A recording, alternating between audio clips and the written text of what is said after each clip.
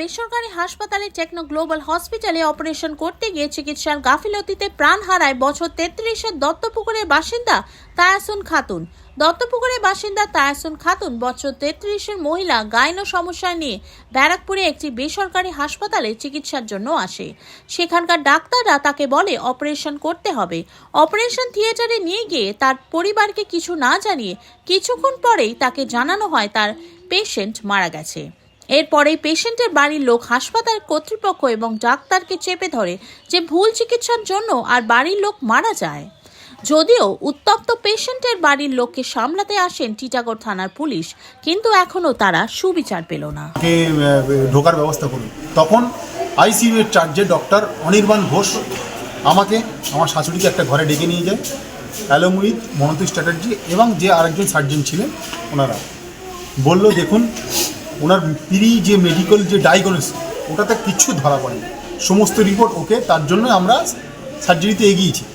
কিন্তু হঠাৎ করে কি হয়েছে এটা আমরা বুঝতে পারছি না। উনি বলছেন হতে পারে ওনার কোনো না, তার আগে ওটির থেকে যখন বেরোই মনোজিৎবাবু বলছেন কি ওনার।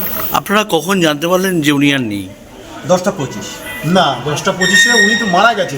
আর পুলিশ আসার পরে ওনাকে 11:45 সময় আমাকে মারা গেছে 10টার সময়। পুলিশ আসার সময় পুলিশ আসার পরে বলেছে 11:45 সময় বলেছে যে স্বীকার করবে, যে ডেট ডিক্লেয়ার করবে। তার আগে আমাকে বলে শুধু বলছেন 10% আছে, 20% আছে, এই হার্ট রেট একটু বেড়েছে, ডাকুন। আমরা আপনারা কি মনে করছেন যে এনাদের মানে গাফিলতির জন্যই মারা গেছে? দেখাচ্ছি পেশেন্টের, দেখেন এই চোখটাও এখনো ইয়ে করা আছে। একটা পেশেন্ট মারা গেলে চোখটা কি এরকম থাকে? চোখটা ঢেকে রেখেছে, মানে ওটির মধ্যে একটা সিস্টেম। আপনার নাম? আমার নাম এম হোসেন। কি চাইছেন আপনি? আমি চাইছি ও মেডিকেল ওর ইনভেস্টিগেশন হোক, প্রপার ইনভেস্টিগেশন হোক। কিসের জন্য মারা গিয়েছে আমি ওর প্রপার রেজিস্ট্রে আমি চাই, ইনভেস্টিগেশন চাই। আপনার নাম? আমার নাম এম হোসেন। আপনি কি মনে করছেন? আমি মনে করছি এটা টোটালি ডাক্তারের নেগলিজেন্স, ডাক্তারের মানে লাইসেন্সটা নিয়ে নেওয়া উচিত। একটা এইটুকু রেজিস্ট্রেশনটা নিয়ে নেওয়া উচিত, নষ্ট করে দেওয়া উচিত। তাহলে প্রত্যেকটা ডাক্তার সচেতন হবে এরকম এক একটা প্রাণকে নিয়ে নেওয়ার আগে।